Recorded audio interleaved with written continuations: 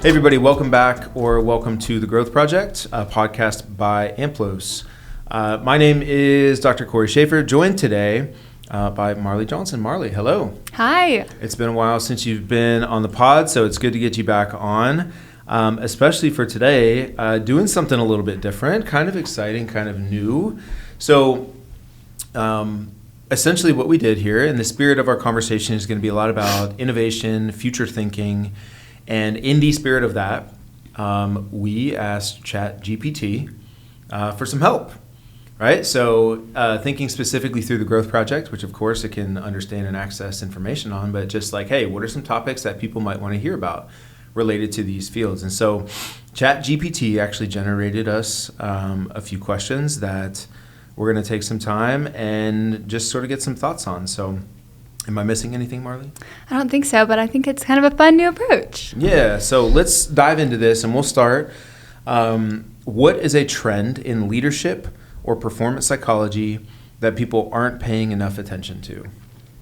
Yeah, so when I first read this question, my mind didn't necessarily go to like a trend in leadership per se, but a bunch of different trends that are happening in the world right now that are impacting leadership. And I think a lot of times when we think about leadership development, we are talking about the behaviors that we want people to develop or things that we want them to do in every situation, but we don't necessarily consider context and how certain things might be more important in certain contexts. And I think the context right now, overwhelmingly, is that the world is rapidly changing and evolving, and businesses are becoming more multicultural and globalized, and we use technology more, we use ChatGPT more, we have AI integrated into our teams, and there's just a lot of learning to do, a lot of adapting to do, and that's definitely going to influence how we need to lead in those spaces and how we can create organizations that are adaptable and just continually learning. Yeah, I mean, some of this it feels like was escalated very rapidly due to like COVID, right? And even some of the organizations that we work closely with here and some that I spend time with, you could tell some of the leadership, like those were really big challenges for them because the traditional form of leadership of just like, well, my team is just in the office every day and I see them and I lead, that was immediately changing. Right. And now even just the benefit of technology was like, okay, we're able to kind of work from home and be more hybrid, and that's great. Productivity hasn't come to a halt, but it immediately puts leaders in a bind because now they're trying to lead a team, some of which who may be in the office, some who aren't. Again, especially if you have some who have more of a traditional or sort of old school approach, immediately it was just like, well, I can't lead a team, right? When I'm not seeing them. How am I supposed to do that via Teams and this and that? So, fast forward 5 years, obviously COVID was in 2020. I think everybody's gotten more familiar with this and adapted pretty well. And so that's a little bit of context in what you're talking about, correct? For sure, yeah. And I think even too with COVID, I think meaningful work is a lot more important, and having opportunities and flexibility is becoming more important for younger generations coming into the workforce. And I think that changes the way leaders think about attracting talent and building their workforce and retaining workers, because it's less about climbing the ladder and more about developing skills that are meaningful to people and providing people with growth opportunities that are important to them. And I think that just changes your mindset. And I think whereas building relationships over Zoom and stuff like that may become a little bit easier at this point, it's still harder to think about those big macro shifts of here's how we build our workforce, here's how I should be thinking about building my team. Yeah. Well, even what you mentioned related to just the different values, perspectives from a generational standpoint. I mean, as recent as just a few years ago, I've heard plenty of leaders just talking about the millennial generation. I just want to be like, guys, turn the page, right? Millennials are now in leadership roles. Right. Now we're talking about the generation beneath, which your generation? I'm Gen Z. Gen Z. And whoever's behind Gen Z at this point, they're coming. Right. Very soon. So this is no longer about that, but there are going to be differences on just the workforce and how are we adapting, and think about how comfortable they are going to be using AI and all the different technological changes. So again, if you get this old school individual who's trying to lead a team full of Gen Zs, it's a little bit of oil and water. Right. And that's where, again, I think the idea of adaptability and stuff is important. I guess my take on this question, the first note, I guess similar to you, is just how rapidly things are changing in any and every environment. Certainly the corporate world, and as a result of technology and AI. Obviously spend a lot of time in sport, and that's certainly something that's well documented. And we've talked a little bit on the podcast about, but just how much the sports landscape is changing. For sure. Some of that obviously in the college world because of transfer portal, NIL, and all that stuff, right? That people love to just discuss on talk radio. But also things I think just like athlete empowerment and how in some ways like athletes have more power than coaches. Yeah. Like all of that. Think about the bind that puts coaches in and how they lead. But one of the things I think I thought about, and this is certainly not brand new, but something I think we've adapted to well in this sort of new hybrid, more remote space, is how relevant and impactful we can still be when our work goes through someone else. And so us as a subject matter experts not being the one that need to deliver the material per se, but now going through a coaching staff, for example, or going through a group of leaders is a way that I think we personally have kind of adapted well in this space. And I think something that leaders, if they're wise, are, again, we just documented, like, this is hard, so get some help. Yeah, right? For sure. And that's what I think we've been able to do in some of the spaces that we're in, is basically we're trying to educate a coaching staff, a leadership group, on how to deliver the content and facilitate a conversation, and we don't have to be there to do it, which is, again, certainly not new or novel, but maybe something that more and more people are going to tap into moving forward, just based on the changing landscape. Yeah, for sure. And I think that's like important for two reasons. I think one, it's really practical when you've got, like, even from a corporate perspective, you've got teams that are now all over the place. So having your person that does that to be able to deliver content from somewhere else that they don't necessarily have to lead is can be very practical. Yeah. Then also involving people gives them buy-in and empowers them to take ownership of it. Yeah. Which is really important for change to actually happen and growth to actually happen. Right. Yeah, well said. And I think because of the changing landscape as we've described it, in some ways there's more on the plates of leaders than ever before.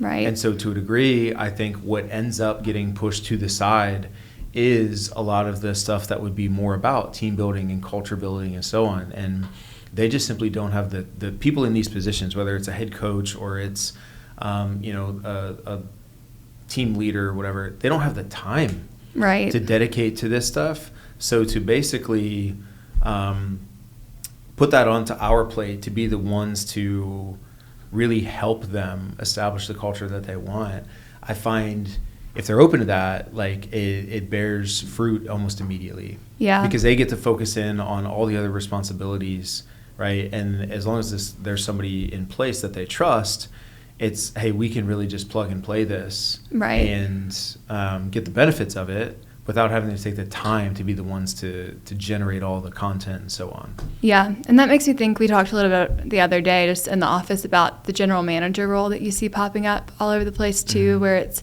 these coaches are not having time to deal with NIL and culture building and all this stuff on top of everything they were already doing.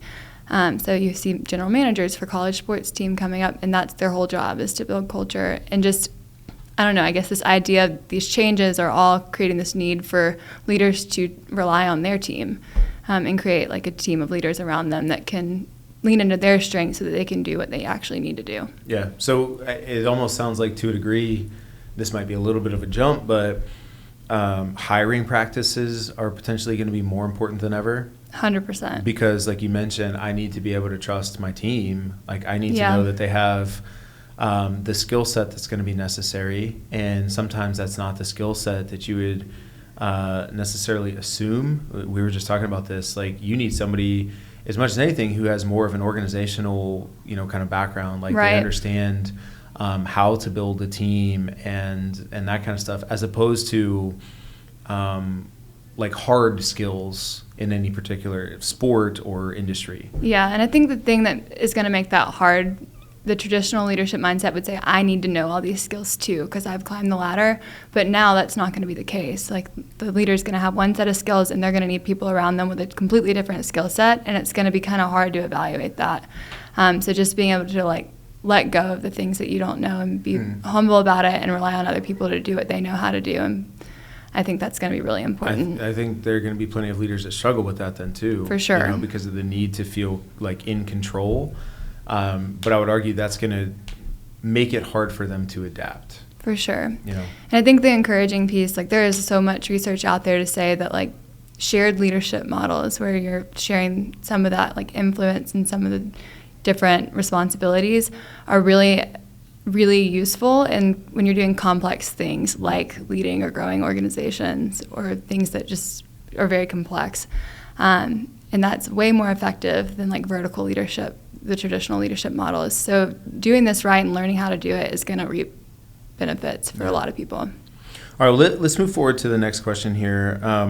How do you, and this is all sort of related, but how do you cultivate adaptability in a fast-changing world? I think my brain goes immediately to the organizational side. I think there's certainly ways that individuals can become more adaptable, but in my mind, organizations thinking about this idea of having a really stable core, knowing who you are, where you're going, what values you're working from, and making sure everybody's on the same page about that so that you can have this, quote, like disruptive edge, where we can change kind of the how are we going from A to B based on the needs of the situation, the people we have, and being able to put people in spots where they can really thrive. Yeah, and so some of the language you're using there, just to fill in the gaps here for our listeners, HBR did a study of centennial organizations. I think we've probably talked about them on the podcast at some point, but essentially organizations that have not just survived but thrived, like reached a certain level of success and have been around for at least 100 years. And based on the requirements that they were looking for, certain criteria, only 7 organizations fit this model. And the key findings were just what you said. All of them, the commonalities were they all had what they referenced as a very stable core. So like you mentioned, they really know who they are. They have a certain set of values that are going to be more unchanging, right? So at literally at its core, each of these businesses or organizations just very firm in their identity and so on, right? Right. But then they describe it as having a disruptive edge, and that is, I think, exactly what we're talking about here, where one of those, for example, is they're a little bit more deliberately, a little bit more lean. Like none of these organizations are massive behemoth companies. Right. They're usually a couple hundred people or less. Yep. They're very intentional about seeking out talent and experts in specific areas, and they just are constantly infusing their companies with people like that. So they're always staying on the cutting edge because they're always getting experts right. at any given time. So, for example, just to put this in context, NASA is one of these companies. 100%. Right? So think about how much technology has changed in the industry that NASA is in over 100 years. A lot. I mean, incredible, right? Yeah. But that's the point, is they've been able to just constantly adapt and sort of keep up with things because they're so intentional about, hey, we know exactly who we are, sort of what our mission is and why we exist, but we're also so open to and understand that things are going to change, and we sort of welcome that in.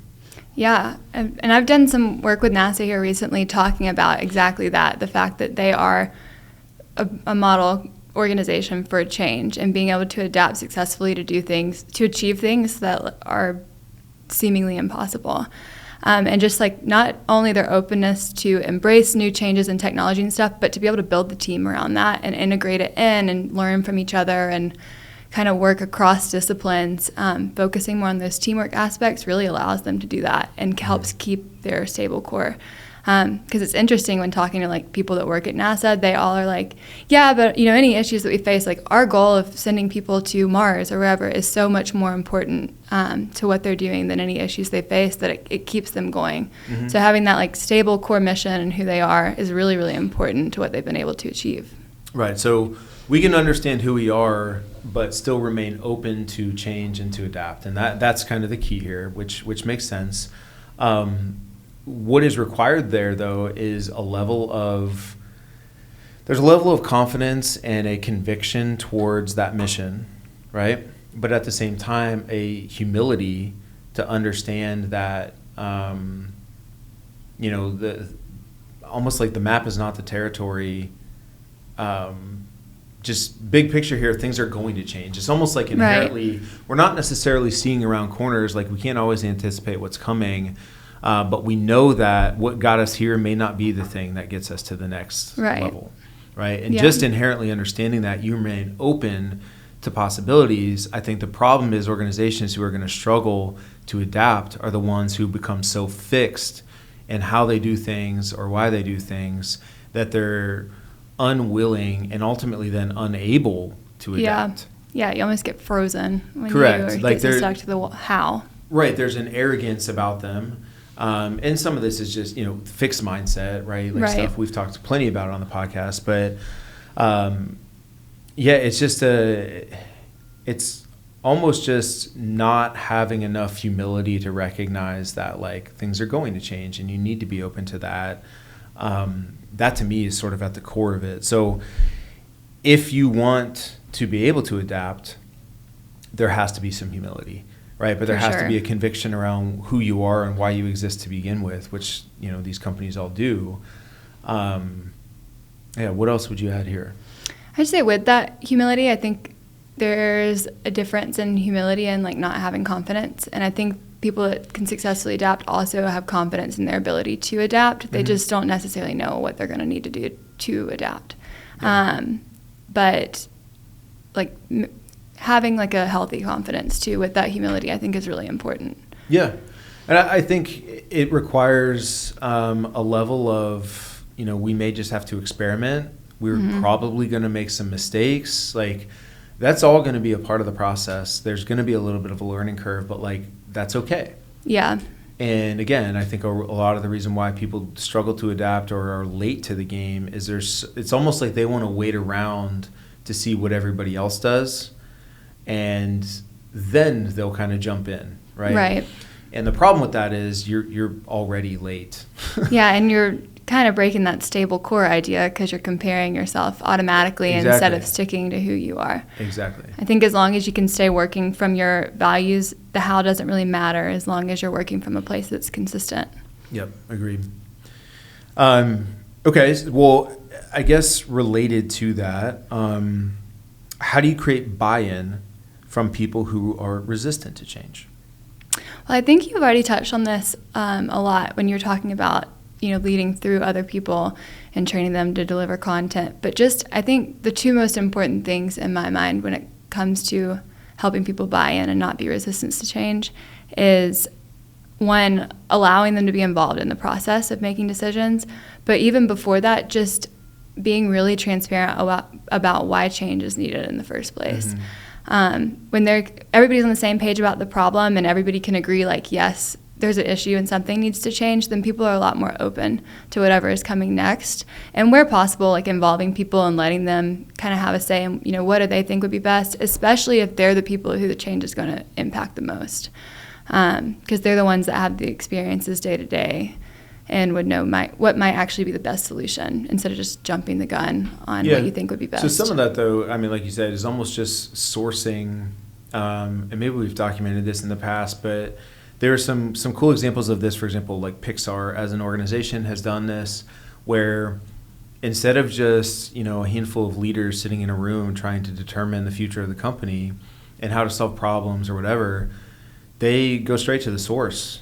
Right. And they ask the people of Pixar, like, hey, what do you guys think? Help us solve this problem. And almost like you guys are the ones who are doing this in the day-to-day, right? You're sort of on the front lines. You're the closest to these issues, so you probably have some of the best perspective. Right. And sourcing that information, again, part of that goes back to humility, right? Like we've talked about. But yeah, involving them in the decision, then whatever the decision is, and there's research that shows that, right? Like people generally just want to be heard. Right. If they feel like their ideas, their thoughts or whatever have genuinely been considered, they can get behind whatever the ultimate decision is. Yeah. Unfortunately, a lot of the time, they're not even given the voice to express, here are my thoughts, here's my opinion, here's my insight. And so it makes it harder to change then. Yeah, and I think sometimes the pushback that you hear that as well, if their voice is heard and then I can't do anything about it, and that's going to create like distrust.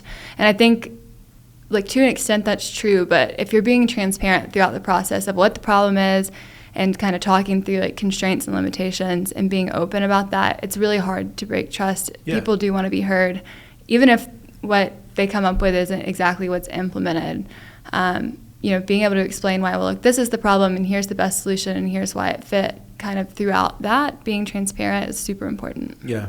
It actually reminds me, and it's interesting, this is going to be a little bit of a tangent, but saw this on social media and was really fascinated by it. I'm familiar with this kind of thing, but have you ever heard of a game called Werewolf?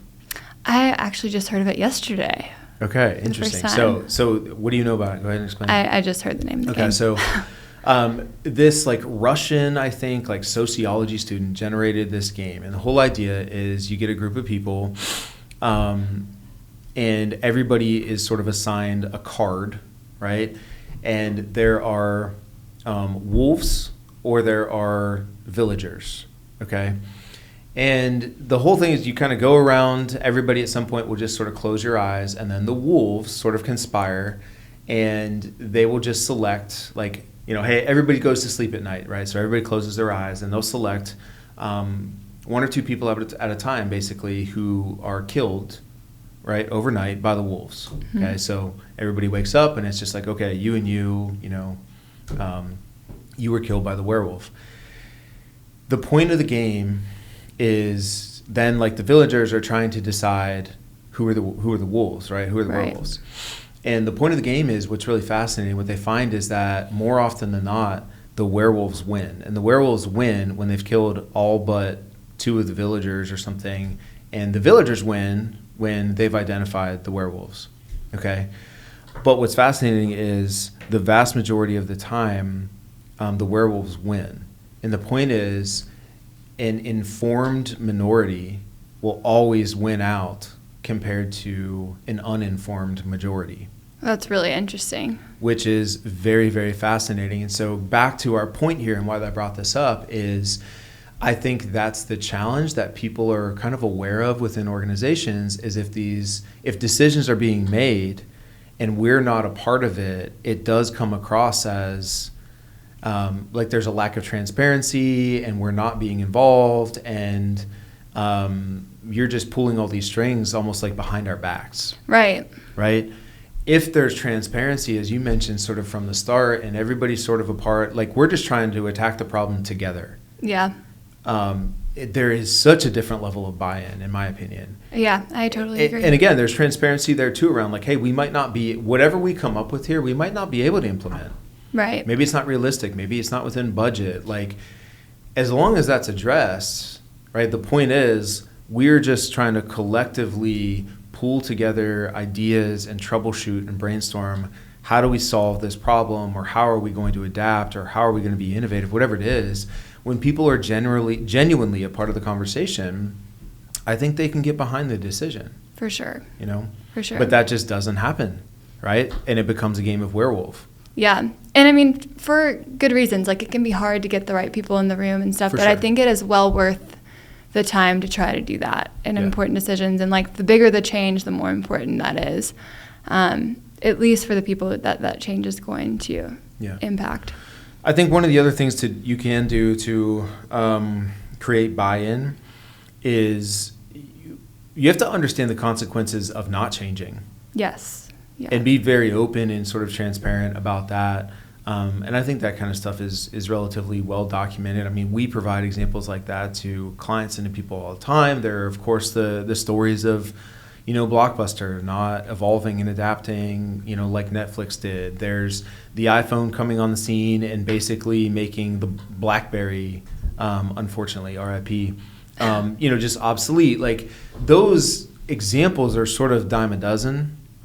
I think, unfortunately, there can be a hubris around like, well, that's not going to happen to us. Like, right. no, we need to understand that's always like in the cards. Yep. That's always a realistic possibility. So I think that's one other way to get ahead of that. All right. So last question here. So what is one unconventional approach to growth or success that you think more people should try?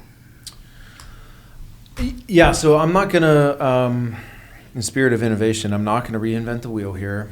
I think it's more so, it's not necessarily doing any one thing.